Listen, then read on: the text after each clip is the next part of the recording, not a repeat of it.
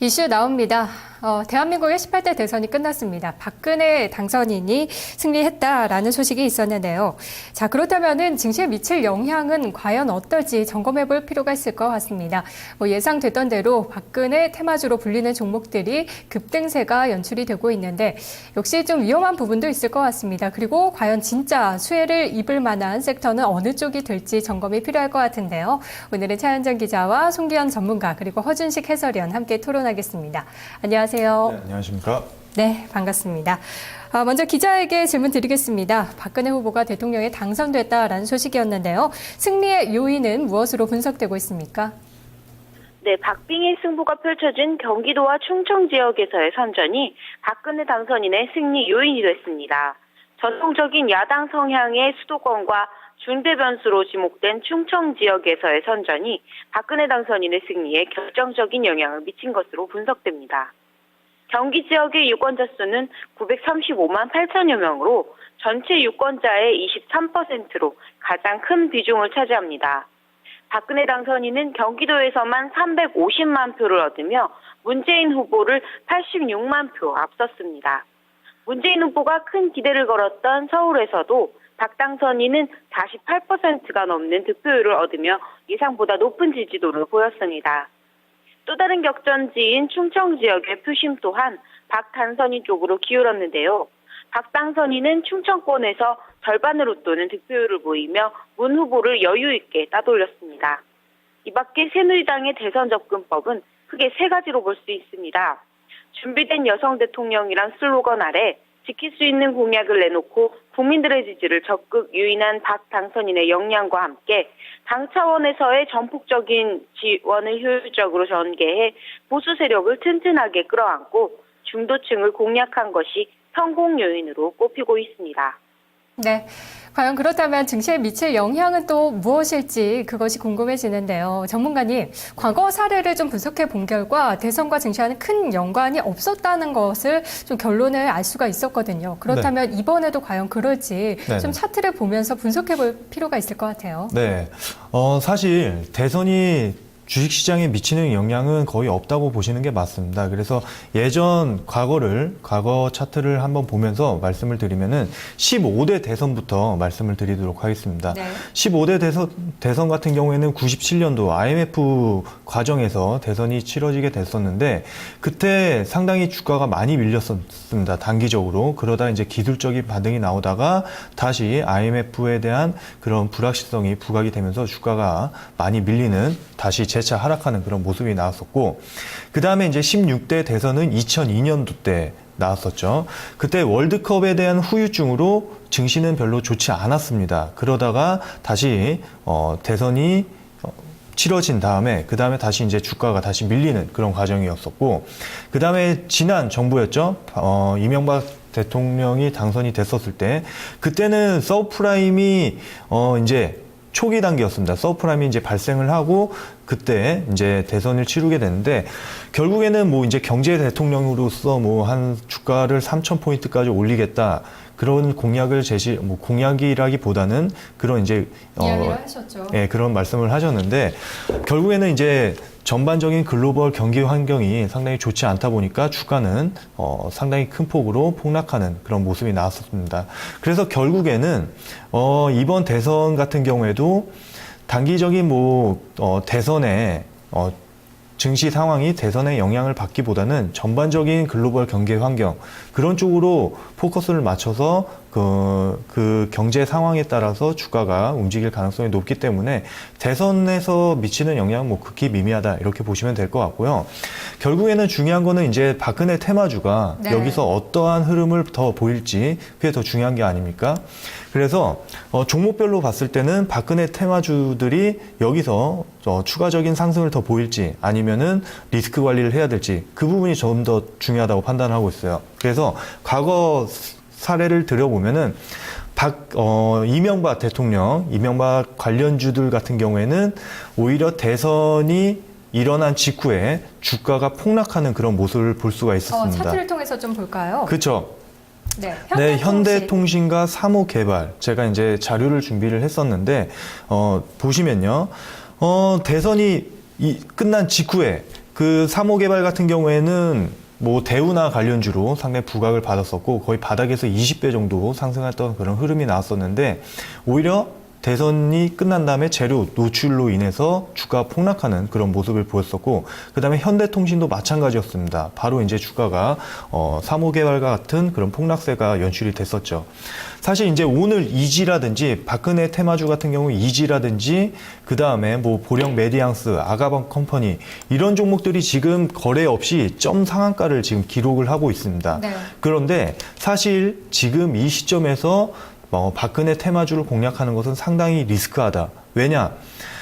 이런 펀더멘털이 갖춰져 있지 않는 그런 종목들 같은 경우에는 테마성으로 움직였던 그런 종목들 같은 경우에는 재료가 소멸되게 되면은 주가는 다시 하락하는 그런 그림을 볼 수가 있습니다. 그렇기 때문에 보령 메디앙스라든지 그런 종목들 같은 경우에는 지금 재료가 이미 노출이 됐고 소멸이 됐기 때문에 여기서 추가적으로 매수를 하기보다는 보유자들 한해서 매도 포인트를 잡는 것이 더 중요하다. 이렇게 말씀을 드리겠습니다. 네. 뭐 장 초반부터 테마주들 상한가에 들어갔는데 이미 상한가 잔량도 엄청납니다. 일단 시세가 좀 무서운데 저도 어제 질문을 받았거든요. 정치 테마주에 관심이 없고 증시에 관심이 없던 사람들도 야 박근혜 테마주 뭐가 좋냐라고 질문하시던데 두 분은 또 질문 많이 받으셨을 것 같습니다. 진짜 수혜 섹터를 좀 찾아볼 필요가 있을 것 같은데요. 해설위원님 오늘 네, 증권가에서도 분석들이 제법 나왔는데 네, 많이 나왔습니다. 뭐 네. 대신증권 같은 경우에는 유통과 건설, 유틸리티가 수혜를 입을 것이다 이런 이야기도 했고요. 네, 어느 쪽이 수혜를 입을 수 있을까요? 네, 일단 당선자 공약을 좀 먼저 살펴보면요. LIG 투자증권에서 지금 이야기를 좀 하고 있는데 좀 봤습니다. 먼저 그 정치 철학을 보면 이 박 당선인은 사회주의 성향을 반영한 실용 노선을 지향할 것으로 전망이 됐습니다. 그래서 완전 그 급진 좌파는 아니지만 기존의 어떤 자본주의 체제의 폐해를 막기 위한 중도 좌파 정도로 이해되는데요. 제가 봤을 때 뭐 개인적으로는 박근혜 당선자 기존의 사례들을 봤을 때는 아주 강력하게 좌로 치우치진 않을 것 같고요. 워낙에 이제 보수성이 강하기 때문에 그렇게 좀 판단을 합니다. 그리고 공약 관련해서는 국민 행복 10대 공약을 걸었었는데 하나씩 좀 살펴보겠습니다. 네, 좀 크게 봤으면 좋겠네요. 네, 일단 가계 부담을 덜기가 이제 첫 번째로 나왔었고요. 또 두 번째가 이제 국가 책임 보육, 뭐 이와 관련해서는 이제 만 5세까지 국가에서 무상 보육 또 무상 유아 교육을 한다는 것인데요. 이거 관련해서는 오늘 뭐 상한가 들어가 있는 저출산 수혜주들은 계속 수혜를 볼 것으로 보여지고요. 뭐 일부 종목군들은 8,000원대 단가까지 내려와 있기 때문에 상당한 시세가 또 연결될 것 같습니다. 그리고 이제 물량이 이제 안 잡아지겠죠. 그리고 사교육 특히 이제 유아학습지 시장 관련해서는 부정적 효과를 좀 예상해 볼 수 있겠고요. 그리고 교육비 걱정 덜기와 관련해서는 역시 고등학교 무상교육 또 사교육비 부담 완화 뭐 이렇게 나와 있는데 역시 교육주엔 좀 부정적일 것으로 판단이 되고요. 그리고 네 번째로 공약이 생애 주기별 맞춤형 복지 정책인데 암이라든지 뭐 심혈관, 뇌혈관, 희귀난치성 4대 중증 질환의 경우에 건강보험 100% 책임 관련해서 생명보험자는 조금 부정적이지 않을까 싶었는데 뭐 생보주들은 그 금산법 관련한 이야기들도 있고 해서 조금 좀 상세가 되는 것 같기도 합니다. 그리고 다섯 번째가 창조 경제를 통해서 새로운 시장과 새로운 일자리 늘리기 관련해서 뭐 IT라든지 문화 콘텐츠 또 서비스 산업 투자 확대 이야기 나오고 있는데 이와 관련해서는 뭐 게임과 엔터주 또 클라우딩 컴퓨팅 또 뭐 소프트웨어들 뭐 전자 결제 포함해서 좀 봐야 될 것 같고요. 항공 우주 관련주도 좀 수혜가 예상된다는 좀 분석이 있습니다. 그리고 여섯 번째로 이제 근로자의 일자리 지키기 관련해서는 뭐 60세로 정년을 연장한다. 또 일곱 번째가 근로자의 삶의 질 올리기. 이게 이제 비정규직 근로자들을 정규직으로 전환하겠다는 공약이었었고요. 또 국민 안심 프로젝트 관련해서 성폭력과 학교 폭력, 또 가정 파괴범, 또 불량식품 등 4대 사회학을 뿌리 뽑겠다. 뭐 이런 쪽 공약이 나왔었고요. 아홉 번째가 뭐 대기업 중소기업 상생의 경제 민주화 관련해서 유통주 이제 특히나 대형 마트 쪽 관련해서는 조금 우려스럽고요. 또 기존에 이제 그 편의점 관련해서도 영향이 있을 것 같은데 이게 이미 좀 반영된 부분도 있고 해서 영향이 실제로 클지는 좀 지켜봐야 될 것 같고요. 근데 마지막이 이제 뭐 지역균형 발전, 뭐 대탕평 인사 등이고요. 이외에도 이제 부동산 관련해서는 기존에 이제 이명박 정부의 그 정책 일관성 있게 유지가 된다고 하면은 분양가 상한제라든지 다주택 양도세 중과 등의 규제가 폐지될 것이기 때문에 일단 건설주 투자 심리는 긍정적일 것으로 보고 있고요. 그리고 테마성으로는 그 대전광역시의 국제과학 비즈니스 벨트 추진 관련한 수혜주들, 또 전북 새만금 사업 지원, 또 동해안 경제 자유구역 지정이라든지 신공항 건설 추진 관련주들도 오늘 테마성으로 일부 움직이고 있는데요. 이런 종목들도 좀 단기에 좀 시세가 좀 날 것으로 판단이 됩니다. 네. 예. 공약 다시 한번 살펴보면서 네, 쭉 한번 예. 훑어주셨는데 네, 네, 예. 좀 직접적으로 질문 드릴게요. 해설위원님께서 보시기에 가장 수혜가 예상된다 하는 쪽은 어딘가요? 글쎄요, 이따가 다시 그 전략 부분에서 말씀드릴 건데요. 일단은 저번에도 저희가 다뤘지만 이번에 나온 그 후보자들은 다들 그 공약이 이렇게 뭐라 그러죠?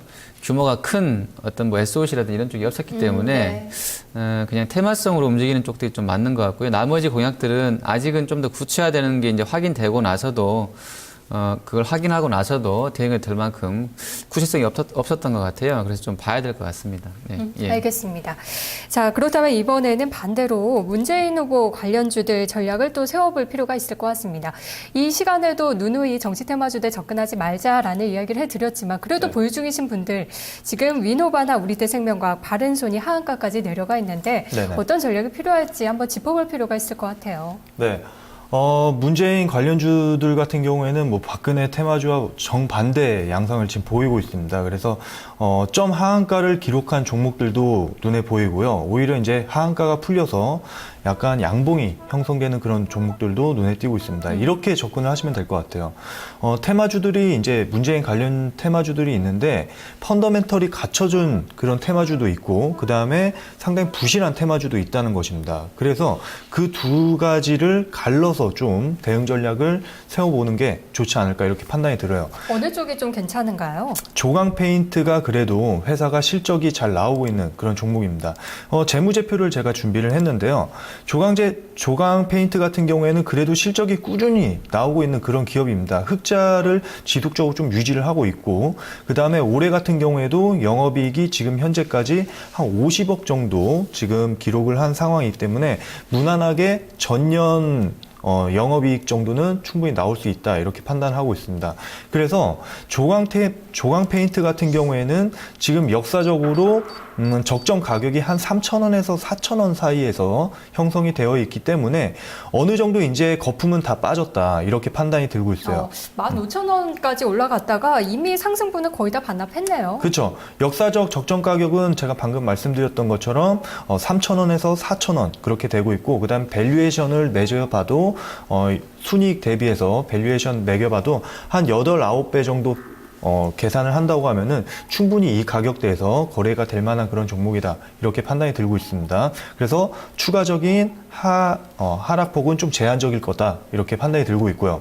그 다음 반면에, 우리들 생명과학이라든지, 그 다음 바른손, 이런 종목들을 보시면은 재무제표를 한번 보시기 바랍니다. 재무제표를 보시면은 지속적으로 적자가 이어지고 있는 인 것을 확인할 수 있죠. 그래서 우리들 생명과학 같은 경우에는 오히려 뭐 이제 일부 잠식 그러니까 부채 비율이 상당히 지금 높고 지속적으로 적자를 기록을 하다 보니까 자본 잠식까지 이르는 그런 기업이고 그 다음에 바른손 같은 경우에도 계속적으로 지금 적자가 누적되고 있는 그런 기업이라는 거죠. 그렇기 때문에 이런 종목들 같은 경우에는 펀더멘털이 갖춰져 있지 않는 그런 종목이기 때문에 여기서도 추가적으로 더 하락할 가능성이 높은 종목들입니다. 그렇기 때문에 제가 방금 말씀드렸던 것처럼 조강 페인트는 펀더멘털이 갖춰진 주식이기 때문에 여기서 뭐 급격하게 매도로 대응을 하기보다는 좀 더 안정되는 그런 그림이 나왔을 때 여유 있게 대응을 하시면 될 것 같고 바른손이나 그 다음에 우리등 생명과학 같은 펀더멘털이 갖춰져 있지 않은 주식 같은 경우에는 네. 조금 이제 하한가가 풀리는 그런 모습이 나온다고 하면은 재빠르게 좀 대응을 하시는 게 바람직하다 이렇게 말씀드리겠습니다. 네, 물론 종목들 이 악성 매물 소화는 어느 정도 필요하겠지만 또 후폭풍이 지나간 이후에 제자리를 찾을 종목이 무엇일지 생각해 볼 필요가 있을 것 같습니다. 자, 이번에는 이 박근혜 당선인이 증권시장과 관련해서 구체적으로 어떤 이야기들을 했는지 어떤 정책을 또 펼칠 것인지 많이 궁금하실 것 같은데요. 기자에게 질문 드릴게요. 박근혜 당선자가 대선 전날 한국거래소를 깜짝 방문했었는데 어떠한 이야기를 남겼나요? 네, 박근혜 당선자는 공식 선거운동 마지막 날이었던 18일 경남 창원에서 출발해 부산 대전을 찍고 서울로 입성해 막판 표심 찾기에 주력했습니다. 그는 이날 오전 여의도 당사에서 선거에 임하는 마지막 결의를 전한 후 곧바로 인근 한국거래소로 이동했습니다. 거래소를 방문한 자리에서 박 당선자가 꺼낸 화두는 경제성장이었습니다. 거래소 관계자들에게 5년 내 코스피 3000 시대를 꼭 열겠다면서 지금 주가가 2000이 됐는데 3000 시대까지 가려면 새 일자리와 성장 동력, 새로운 시장이 만들어져야 한다고 말했습니다. 그는 이어 내년 세계 경제가 어려울 것이라는 말이 많이 나오지만 어쨌든 경제를 살려내서 돈이 돌게 해야 한다. 주식시장도 활황이 되도록 노력하겠다고 덧붙였습니다. 경제 위기에 강한 대통령 후보란 인식을 심어주기 위한 포석이었던 것으로 풀이됩니다. 네. 뭐 코스피 3000 가게 하겠다. 뭐 이명박 대통령도 했던 얘기긴 한데요. 일단은 증시와 관련해서 구체적으로 나올 만한 얘기들이 자통법 개정안에 대한 것도 살짝 언급을 했습니다. 여기에 대해서 좀 힘쓰겠다라는 얘기를 했는데 해설위원님 어떤 영향이 있을까요? 네, 일단 그 2008년도에 이제 이 서브프라임 모기지 사태 나오면서 이제 글로벌 금융위기로 인해서 이 자본시장에 대한 글로벌한 이제 인식 자체가 좀 부정적으로 변했죠. 뭐 돈을 모아가지고 어디 투자를 한다는 데 행태들, 특히나 이제 파생상품 등 위험이 큰 쪽에 투자하는 행위들은 오히려 이제 금융위기 이후에 축소돼야 된다는 논란도 있었었죠. 그래서 자연스럽게 이제 우리 국회에서도 개정안 폐지가 있었던 적이 있었고요. 다만 이제 19대 들어오면서 다시 논의가 진행됐었는데, 지난 11월 19일 날 국회 정무위원회 이제 법안 소위에서 기존의 자통법 개정안 핵심이었던 한국형 투자은행, 이 IB 관련해서 이 부분은 제외가 됐었고요. 일부 개정안만 통과됐는데 이 부분도 역시 국회 본회의 넘으면서 통과가 되지 못했었습니다. 이런 상황이 있고요. 그리고 이제 자통법 개정안은 크게 보면 내용이 아까 말씀드린 IB, 이 투자은행 육성이라든지 대체 거래소 설립, 또 장외 파생 중앙 청산소 설치, 중소기업 전문 주식시장인 코넥스 설립인데 뭐 통과가 되면 그동안에 이제 증자해놓고 돈 묶어놨었던 증권사들한테는 상당히 호재가 될 것 같습니다. 네. 그리고 IB 육성이라든지 대체 거래소 설립이 현실화되면 더더욱 호재성 재료일 것 같고요. 다만 이제 자통법 개정안 통과로 우리가 이제 글로벌 시장에서 봤을 때는 아직은 IB끼리만 비교해 보면 비교가 작고요. 규모가 작고요. 실질적으로 금방 이제 이익 개선이 나타날지도 미지수고 해서 좀 봐야 될 것 같고요. 또 헤지펀드만 하더라도 최근에 이제 몇몇 그 국내 헤지펀드 성과를 보면 알 수 있는데 대부분이 다 마이너스 성과였었거든요. 수익률이. 네. 그래서 헤지펀드를 해서 성과가 좋을 것인지는 두고 볼 일인 것 같고요. 또 유로존과 지금 미국의 재정전력 문제가 진행 중이라서 지금 아직까지도 이 자본에 대한 그 글로벌 금융시장의 시선들이 서브프라임 전후로 회귀되는지는 알 수 없겠는데 만약에 그렇다 하더라도 지금 그 당선인이 말한 것처럼 개정안을 어떻게 본인이 통과시킬지는 모르겠어요. 근데 통과가 된다고 하면 네. 전체적으로는 증권업황 개선으로 이어질 소지는 있겠다 이렇게 말씀드리겠습니다. 네, 오늘 증권주들이 상승하고 있는데요. 어쨌든 뭐 개정안 통과 여부는 미지수라고 하셨지만 증권주들 숨통이 조금 트일 만한 환경이 될지 차트 흐름 보면서 좀 살펴볼까요? 네, 일단 증권주들은 그 흐름을 보면 전체적으로는 저번에 한번 그 뭐죠? 양적 하나 나오고 나서 한번 크게 올라가고 난 이후로 계속 다시 이제 원점까지 빠졌다가 네. 다시 좀 올라가려는 부분인데 이번에 나온 그 4차 양적 완화 관련해서 뭐 은행, 증권, 건설이 전통적인 유동성 수혜군 아니겠습니까? 우리가 봤을 때는. 그래서 이런 부분들을 놓고 본다 그러면 굳이 자통법이 아니더라도 괜찮은 것 같고요. 차트상으로는 5일선이 살아있는 분위기가 있기 때문에 아마 단기적으로는 좀 시세가 좀 연결될 수 있을 것으로 개인적으로 보고 있고요. 종목별로는 차트 흐름보다는 PBR을 놓고 보는 게 맞는 것 같은데 대부분의 대형사가 이제 한 배 미만으로 떨어져 있죠. 그래서 이런 상황들이기 때문에 단기적으로는 좀 접근이 가능할 것으로 보고 있습니다. 네, 지금 나오는 차트는 대우증권의 차트였습니다. 자, 그리고 또 하나 이제 한국거래소 입장에서 봤을 때는 지난 참여정부 때 공공기관으로 지정이 됐었는데 이번에 두 후보의 공약을 살펴봐도 문재인 후보보다 박근혜 당선자가 조금 더 이거 공공기관 해제하는 데에 힘을 쓰겠다라는 쪽이었거든요. 네. 그렇게 된다면 시장에 또 어떤 영향이 있는 건지도 궁금한데 전문가님 어떨까요? 사실 그 한국거래소가 그 1988년도에 민영화가 됐다가 그 다음에 이제 이명박 정부 들어서면서 뭐 시장 기능 규제 감시, 뭐 그다음에 거의 하는 일이 공적 기능을 수행하는 그런 업체고, 그 다음에 독점적인 사업 구조를 띠다 보니까 그걸 이제 공공기관으로 지정을 했어요. 그러다가 이제 워낙 이제 효율적으로 경영이 안 되고, 그 다음에 해외 거래소와 비교했을 때 경쟁력도 좀 떨어지는 것 같고, 그런 문제점이 발견이 되니까 그다음 박근혜 당선자께서 공공기관을 해제를 하겠다. 아마 될 가능성이 높다고 보고 있습니다. 네. 왜냐면은 정부 지분이 지금 1%도 들어있지 않기 때문에 아마 될 가능성이 높겠고, 그런데 그 한국거래소가 공공기관이 해제가 되고 민영화가 된다고 하더라도 주식시장에 미치는 영향은 거의 없다고 판단하고 있습니다. 왜냐하면 한국거래소 자체가 그냥 어떤 한 법인이거든요. 근데 법인의 이슈에 따라서 주식시장이 뭐 이렇게 들락날락 이렇게 움직이기에는 상당히 좀 무리가 있다고 판단이 들기 때문에 거의 뭐 신경을 안 쓰셔도 거의 무방할 듯 합니다. 네, 이것 자체가 뭐 시장에 미칠 영향 크지 않겠는데, 내용을 보니까 대체거래소인 ATS 도입을 다시 추진하겠다, 이렇게 네. 될 텐데, 그렇다면 거래하는 입장에서는 뭔가 좀 변화가 있지 않을까 싶거든요. 뭐 대차 거래를 푼다고 하면은 뭐 대체거래소. 그거를 푼다고 하면은 뭐 시장이 뭐 부정적인 흐름으로 간다고 그러니까 경기가 안 좋아진다거나 뭐 그런 쪽으로 했을 때는 뭐 추가적으로 더 뭐 시장이 충격은 있을 수 있겠지만, 큰 흐름으로 놓고 봤을 때는 뭐 크게 영향은 미미할 것으로 지금 판단하고 있습니다. 네.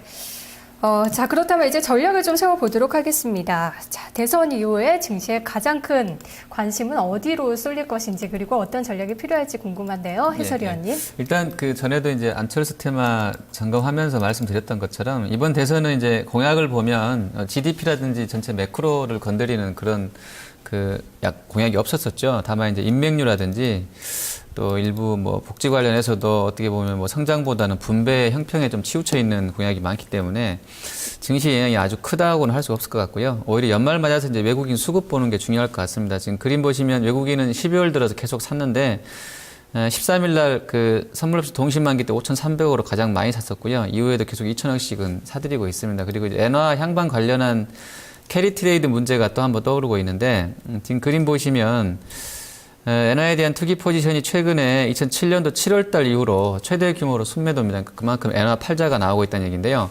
하이투자증권 인용한 이 블룸버그 서베이에 따르면 엔화 전망치가 내년도에 90엔대까지 올라간다고 보는 쪽도 있습니다. 그래서 중요할 것 같고요. 수급 관련해서는 이제 국내에서는 이미 이제 펀드 환매 또 국민연금의 매수를 세트로 좀 봐야 될 것 같긴 한데, 여전히 우리 증시에서는 외국인 영향력을 무시할 수 없기 때문에 연말까지는 그 외국인 수급 향방에 좀 더 주목해야 될 것 같습니다. 네. 알겠습니다. 전문가님.